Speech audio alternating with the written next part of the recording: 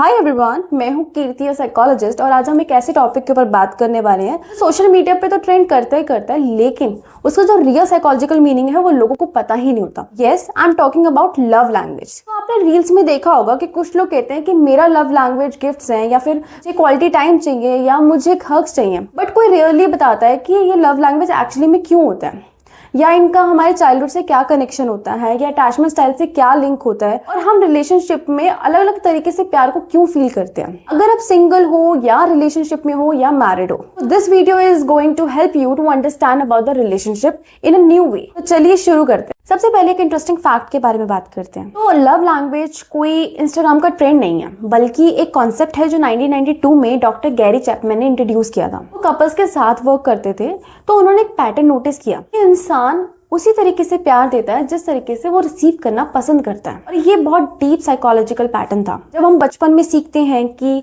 प्यार कैसा लगता है, कैसे दिया जाता है, कैसे रिसीव होता है, और वही पैटर्न को हम रिलेशनशिप में रिपीट करते हैं। तो लव लैंग्वेज कोई क्यूट कॉन्सेप्ट नहीं है, बल्कि एक विंडो है जहाँ से हम देख सकते हैं कि इंसान इमोशनल कंफर्ट कैसे फील करता है। There are 5 love languages.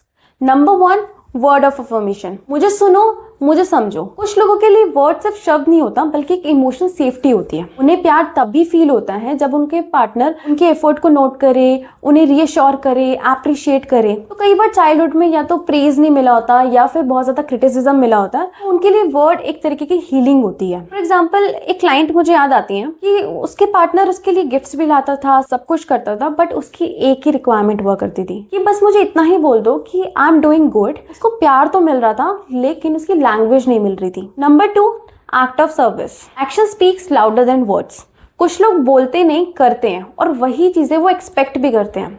उनके लिए प्यार का मतलब होता है तुम बस मेरी लाइफ थोड़ी इजी बना दो। और ऐसे लोग बचपन में बहुत सारी रिस्पॉन्सिबिलिटीज उठाए होते हैं, या फिर वो सारी चीजें खुद से मैनेज कर रहे होते हैं, और वहीं पे अगर कोई उनके लिए थोड़ी सी मदद भी कर दे तो उन्हें बहुत डीप लव फील होता है। फॉर एग्जाम्पल, एक लड़का है और उसकी गर्लफ्रेंड ने उसके लिए सुबह सुबह ब्रेकफास्ट बना दिया, और उसका सारा मूड चेंज हो गया, और उसने बस इतना कहा कि मुझे महंगे गिफ्ट नहीं चाहिए, बस एक एफर्ट्स चाहिए। That explained everything. Number 3, receiving gifts, symbolic love. ये लव लैंग्वेज वाले लोग सबसे ज्यादा मिसअंडरस्टूड होते हैं, क्योंकि लोग इन्हें तुरंत लेबल दे देते हैं मेटलिस्टिक। बट एक्चुअली में ये मेटलिस्टिक नहीं होते, ये सबसे ज्यादा सेंटिमेंटल होते हैं। इनके लिए प्राइस मैटर नहीं करता, सेंटिमेंट्स मैटर करते हैं। ऑब्जेक्ट इनके लिए मेमोरी बन जाती है। Someone thought about me. For example, एक क्लाइंट था और उसकी गर्लफ्रेंड को गिफ्ट बहुत ज्यादा पसंद थे, तो उसने उसे 10 रुपए का फ्लावर ला के दे दिया, और वो रो पड़ी, नॉट बिकॉज ऑफ कि 10 रुपए का फ्लावर था, समवन रिमेम्बर्ड हर। Number 4, quality time.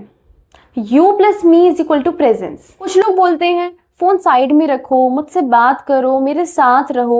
उनका मतलब होता है प्रेजेंस। उन्हें इमोशनल क्लोजनेस तभी फील होती है जब एक मोमेंट शेयर करें, जैसे एक लॉन्ग वॉक, एक डीप कॉन्वर्जेशन, या फिर डिनर विदाउट डिस्ट्रैक्शन। एक लड़की को अपने बॉयफ्रेंड से हमेशा कंप्लेन रहती थी, तुम मेरे सामने तो हो पर मेरे साथ नहीं हो। उसके लिए लव लैंग्वेज क्वालिटी टाइम था। Number 5, physical touch, emotional glue. ये सिर्फ सेक्सुअल टच नहीं होता, बल्कि एक इमोशनल वार्मथ का सिग्नल भी होता है। टच से ऑक्सीटोसिन रिलीज होता है, स्ट्रेस रिड्यूस होता है, और सेफ्टी फील होती है। एक क्लाइंट कैसे कहता था कि वो मुझे सिर्फ एक टाइट सा हग भी दे देना तो मेरा पूरा इमोशनल सिस्टम रीसेट हो जाता है। Him touch was emotional stability. Love language attachment style से बहुत डीपली कनेक्ट होती है। सिक्योर अटैचमेंट वाले लोग हर चीज में फ्लेक्सिबल होते हैं। एंशियस अटैचमेंट वाले लोगों के लिए वर्ड ऑफ अफर्मेशन और क्वालिटी टाइम प्रेफर करते हैं। और अवॉइडेंट अटैचमेंट वाले लोग फिजिकल टच से तो बहुत दूर भी भागते हैं, लेकिन उनके लिए जेस्टर्स और गिफ्ट्स ज्यादा प्रेफरेबल रहता है। लेकिन डिसऑर्गेनाइज अटैचमेंट वाले लोग बहुत ज्यादा अनप्रेडिक्टेबल होते हैं।